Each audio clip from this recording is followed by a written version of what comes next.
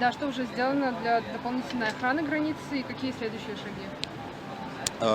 На самом деле очень много было предпринято всевозможных действий для укрепления государственной границы, для укрепления охраны государственной границы. Прежде всего был усилен сам режим охраны государственной границы.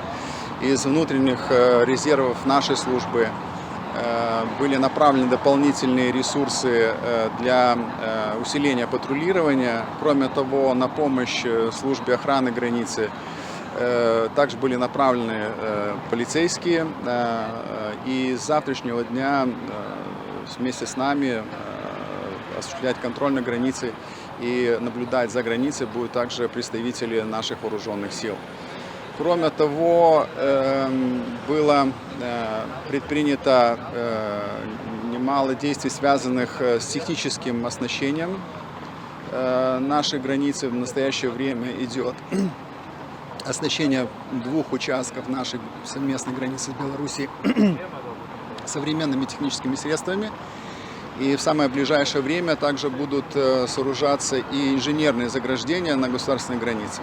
Если говорить о дополнительных средствах, то у нас есть подсчет. В принципе, сумма довольно большая. Мы говорим здесь не только о создании так называемых технического заграждения, мы говорим о системе наблюдения.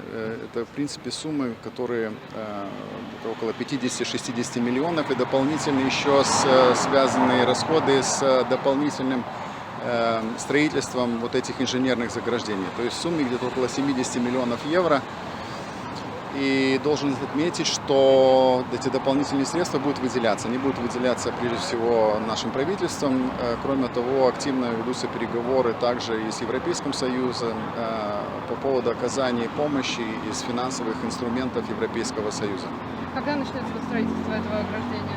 Оно уже началось. Сегодня на одном из участков начинается сооружение. И мы планируем, что в течение 2-3 месяцев вся система будет готова. Это будет, значит так, внешний вид будет в очень большой мере зависеть от особенностей ландшафта. То есть мы должны понимать, что есть места на государственной границе, которые перейти, например, более сложно. Там, естественно, будет меньше технических средств и также всевозможных инженерных сооружений. Там, где возможность прохода существует побольше, то в данном случае это будет комбинированная система, которая будет включать в себя, как я уже говорил, инженерные заграждения, систему наблюдения, систему детекции. И, естественно, все это будет согласовано также с дополнительными ресурсами, которые будут направляться на государственную границу для того, чтобы пограничники могли оперативно реагировать на нарушение государственной границы. Ну, как сказал уже наш министр, планируемся на всем протяжении литовско-белорусской границы. Вот это именно возводить барьер? Да. Это участки, на которых совершается большое количество нарушений. В настоящее время это несколько определенных участков, в принципе, я не хотел бы их называть, но есть такие участки, на которых действительно очень много нарушений. То в первую очередь там будет. То есть мы установили приоритеты, на каких участках мы будем сооружать эти системы в первую очередь, на каких участках это будет производиться в более поздний период. Прежде всего, необходимо отметить, что в соответствии с европейским правом те мигранты, которые прибывают на территорию Европейского Союза и просят о предоставлении убежища, то они в дальнейшем не имеют права перемещаться и, скажем, требовать этого статуса в других странах Европейского Союза. То есть, если, скажем, человек прибыл нелегально на территорию Литовской Республики,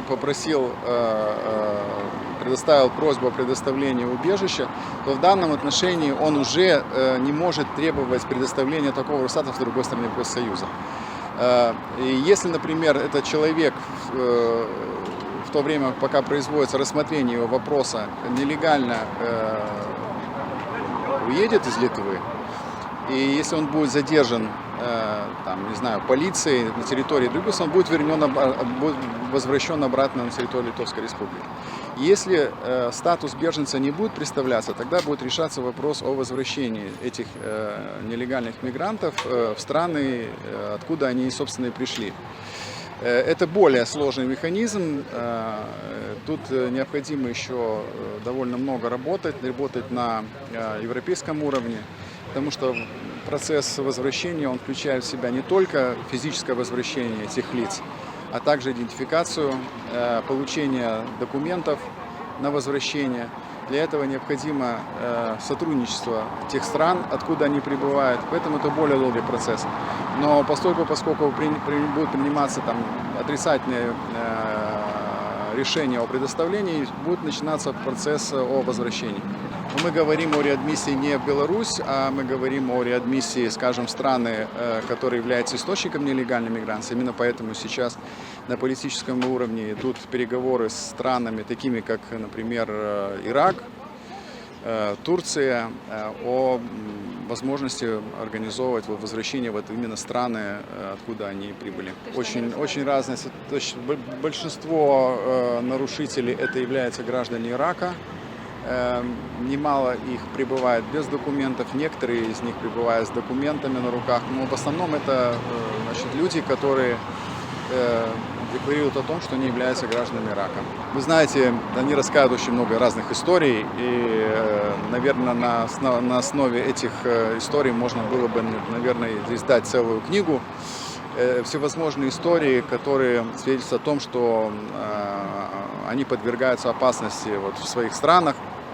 Все эти истории очень одинаковые, поэтому тоже эти истории необходимо соответственным образом оценивать. И, естественно, этим занимается наш миграционный департамент, который изучает все эти вопросы, принимает решение о том, предоставить или не предоставить статус беженца в Литве. Наши возможности, конечно, ограничены в связи с тем, что наши коллеги, белорусские пограничники, не очень охотно сотрудничают с нами. Поэтому, естественно, эти расследования затруднены. Мы должны основывать результаты этого исследования на показаниях, которые мы имеем, а также проводится несколько оперативно-розыскных мероприятий, связанных с идентификацией организаторов этого бизнеса нелегальной миграции. То есть мы здесь должны также работать и с другими странами Европейского Союза, такими как Польша, Германия. Существуют довольно хорошие контакты с Европолом, который занимается расследованием вопросов, связанных с организацией нелегальной миграции.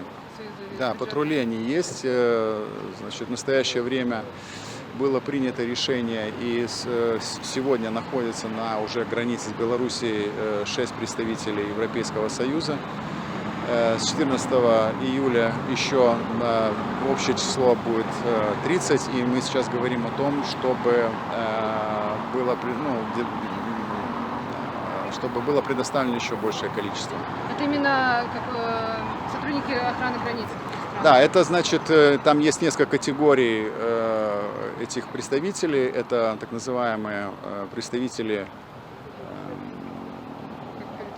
Standing Corps, латинис корпусас. Да, постоянного корпуса, это как бы работники самой агентуры, но кроме того существуют также представители других служб, которых Frontex приглашает и организовывает операцию на территории стран Евросоюза. Вы знаете, у нас высказывания со стороны режима мы воспринимаем всегда очень, так сказать, скептически. Все-таки рассчитываем больше на свои собственные силы и делаем все для того, чтобы все-таки обеспечить безопасность нашего государства и наших партнеров Европейского Союза и НАТО.